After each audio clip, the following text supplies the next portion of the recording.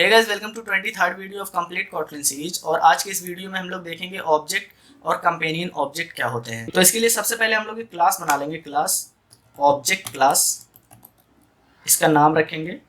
And यहाँ पे हम लोग क्रिएट करेंगे एक ऑब्जेक्ट कीवर्ड को यूज करके कॉटलिन ऑब्जेक्ट, इस तरह से। तो यार इसको हम लोग आउट ऑफ क्लास भी रख सकते हैं अगर चाहें तो। इसको यहाँ पे पेस्ट करूंगा मैं और इसके अंदर एक फंक्शन क्रिएट करूंगा फन प्रिंट कॉटलिन, इस तरह से। और इसमें हम लोग प्रिंट करेंगे प्रिंट एलन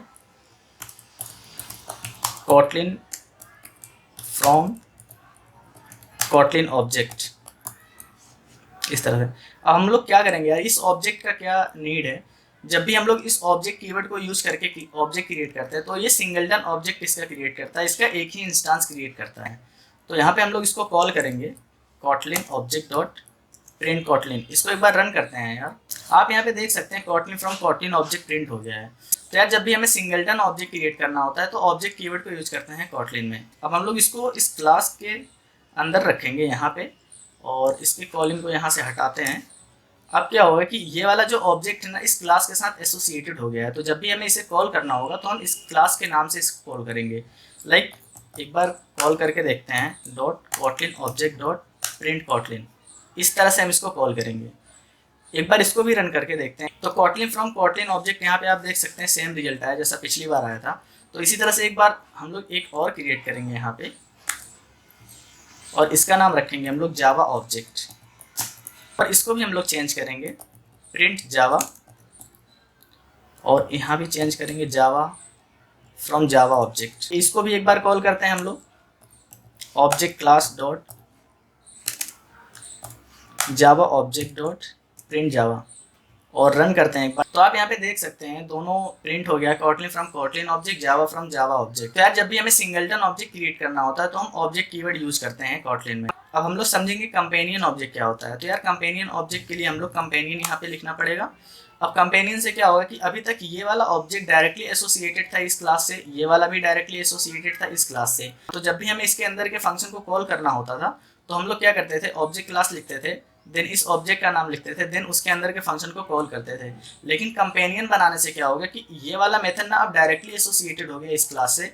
अब बीच में ये जो रेफरेंस था ना ये हट गया है। अभी आप यहाँ पे देख सकते हैं आईडी में कि ये वाली चीज़ मैंने कंपेनियन नहीं बनाई है, लेकिन इस वाले ऑब्जेक्ट को हमने कंपेनियन बना दिया है। तो यहाँ पे ये चीज़ ग्रे आउट हो गया है, यानी कि इसकी कोई नीड नहीं है। यहाँ पे इसको हम लोग रिमूव कर सकते हैं और फिर भी कोई एरर नहीं आएगा। बट अगर मैं यहाँ से इसको रिमूव करूँगा ना तो यहाँ पे एरर आएगा, क्योंकि अभी ये कंपेनियन नहीं है। और एक क्लास में हम लोग एक ही कंपेनियन ऑब्जेक्ट बना सकते हैं, दो कंपेनियन ऑब्जेक्ट नहीं हो सकता है। या ये कह लो कि एक से ज़्यादा कंपेनियन ऑब्जेक्ट हम एक क्लास में नहीं बना सकते हैं। अगर हम बनाने की कोशिश करेंगे ना यहाँ पे तो ये एरर आएगा।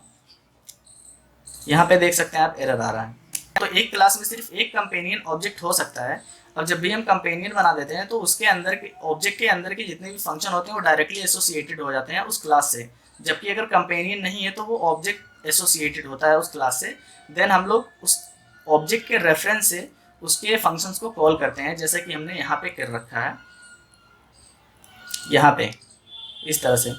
तो यार कंपेनियन ऑब्जेक्ट और ऑब्जेक्ट में ये डिफरेंस। तो ये जो कंपेनियन ऑब्जेक्ट का कॉन्सेप्ट है यार वो सेम इस तरह से जैसे हम लोग स्टैटिक कीवर्ड यूज करते हैं अपने जावा के मेथड्स के लिए। तो वो मेथड क्या होता है, डायरेक्टली एसोसिएटेड हो जाता है अपनी क्लास से। तो उस क्लास के नाम से ही हम लोग क्या करते हैं, स्टैटिक मेथड को कॉल कर लेते हैं। हमें उस क्लास की ऑब्जेक्ट बनाने की जरूरत नहीं पड़ती है। मैं यहाँ पे एक जेवीएम स्टैटिक क्लास बनाया हूँ। तो जावा और कॉटलिन का जो कोड होता है यार वो इंटर ऑपरेबल होता है, यानी कि जावा के कोड को हम लोग कॉटलिन से कॉल कर सकते हैं और कॉटलिन के कोड को हम लोग डायरेक्टली जावा से कॉल कर सकते हैं। तो इस चीज़ को हम लोग यहाँ पे देखेंगे। अभी क्या है कि एक ऑब्जेक्ट क्लास है जो कि कंपेनियन ऑब्जेक्ट इसके अंदर है एक कॉटलिन ऑब्जेक्ट। तो हम लोग इसको कॉल करके देखेंगे प्रिंट कॉटलिन को। यहाँ पे हम लोग लिखेंगे object class dot Kotlin object dot print Kotlin और एक बार यहाँ पे रन करते हैं इसे। तो यहाँ पे आप देख सकते हैं कॉटलिन फ्रॉम कॉटलिन ऑब्जेक्ट इस तरह से प्रिंट हो गया। लेकिन अभी भी यहाँ पे क्या हो रहा है कि हम लोग कॉटलिन ऑब्जेक्ट का रेफरेंस ले रहे हैं ऑब्जेक्ट क्लास के बाद, जबकि ये कंपेनियन है। हम लोग अपने कॉटलिन में कर रहे हैं इसको, तो हमें इस कॉटलिन ऑब्जेक्ट की नीड नहीं पड़ रही। एक एनोटेशन होता है यार @JVM स्टैटिक। तो इससे क्या होगा यार कि ये वाला जो मेथड है ना वो कंपाइलर को पता चल जाएगा कि ये JVM स्टैटिक एनोटेटेड है। तो इसका मतलब ये है कि ये जावा में as a static method behave करेगा तो अगर हम लोग यहाँ से इसको रिमूव कर देंगे तो भी ये विदाउट एरर के चलेगा। अब इसको एक बार फिर से रन करते हैं तो यहाँ पे आप देख सकते हैं Kotlin from Kotlin object print हुआ है। लेकिन अगर हम लोग यहाँ पे जेवीएम स्टैटिक एनोटेशन को हटा देंगे यहाँ से तो देखना एरर आएगा। फिर वापस से यहाँ पे जाते हैं तो यहाँ पे एरर आने लगा, क्योंकि अब इसे नहीं पता कि ये स्टैटिक मेथड है। लेकिन जब भी हम यहाँ पे जेवीएम स्टैटिक एनोटेशन ऐड करते हैं तो इससे क्या होता है कि कंपाइलर को पता चल जाता है कि ये वाला जो मेथड है ना, ये जावा में एज ए स्टैटिक मेथड काम करेगा। तो यार जो हमारा स्टैटिक मेथड होता है जावा में, जिसको हम लोग डायरेक्टली क्लास के नाम से कॉल करते हैं, उसी का सेम कॉन्सेप्ट है कंपेनियन ऑब्जेक्ट का, जो कि वो क्लास के साथ एसोसिएटेड हो जाता है और हम डायरेक्टली क्लास के नाम से ही उस मेथड को कॉल कर सकते हैं। और ऑब्जेक्ट कीवर्ड क्या होता है, वो एक सिंगलटन ऑब्जेक्ट क्रिएट करता है। जब भी हमें सिंगलटन ऑब्जेक्ट क्रिएट करना होता है कोटलिन के अंदर तो हम लोग ऑब्जेक्ट कीवर्ड को यूज करते हैं। अगर किसी मेथड को जावा में हम लोगों को एज ए स्टैटिक बिहेव कराना है, कोटलिन में नहीं लेकिन जावा में, तो हम लोग उसको एनोटेट कर देते हैं @JVM स्टैटिक से।